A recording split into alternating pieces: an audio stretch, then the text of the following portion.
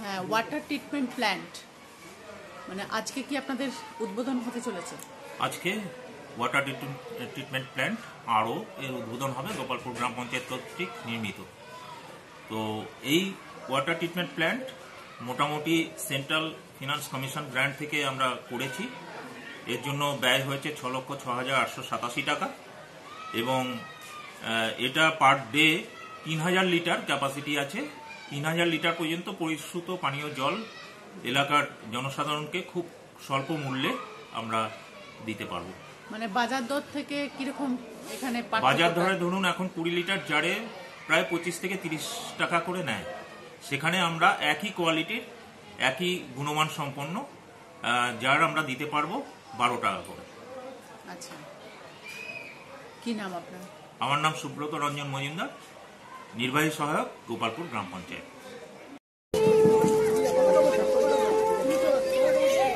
स्वागतम माननीय मंत्री पुदीर स्वागतम। একটা সময় ছিল আমার শৈশবে পশ্চিমবঙ্গ তথা সারা ভারতবর্ষে গ্রাম অঞ্চলে পানীয় জলের অনেক সংকট অনেক জায়গা ছিল।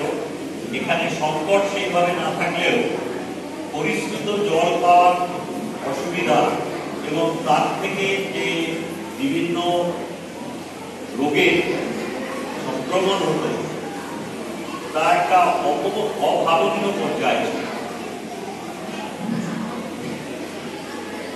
পাইপে করে জল সরবরাহ গ্রাম অঞ্চলে দূরস্থ অনেক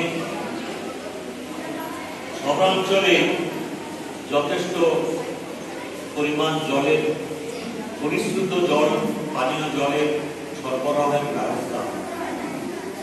আজকে সমাজ অনেক এগিয়েছে।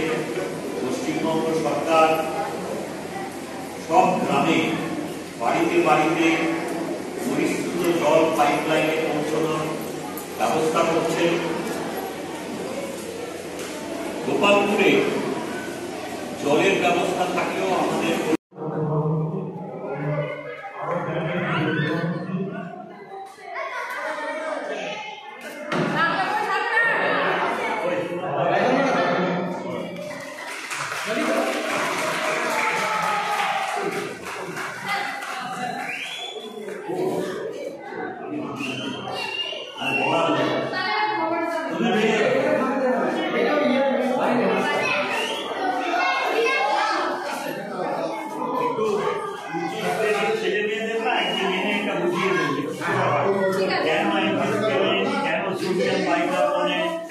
তাহলে ওদের একটা এখন যে ইনফ্লেশনটা হবে ওটা থেকে যাবে।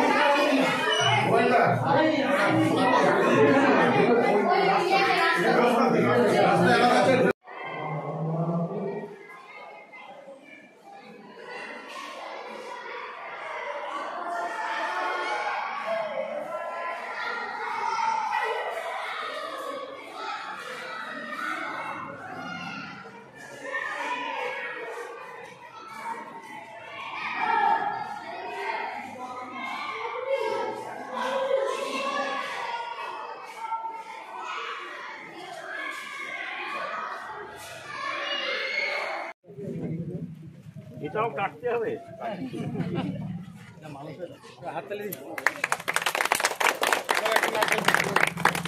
মানুষের ইচ্ছা এরকম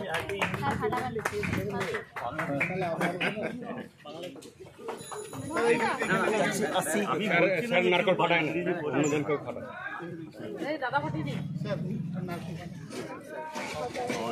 জয়চিত্র এই তো না ঠিক আছে একজন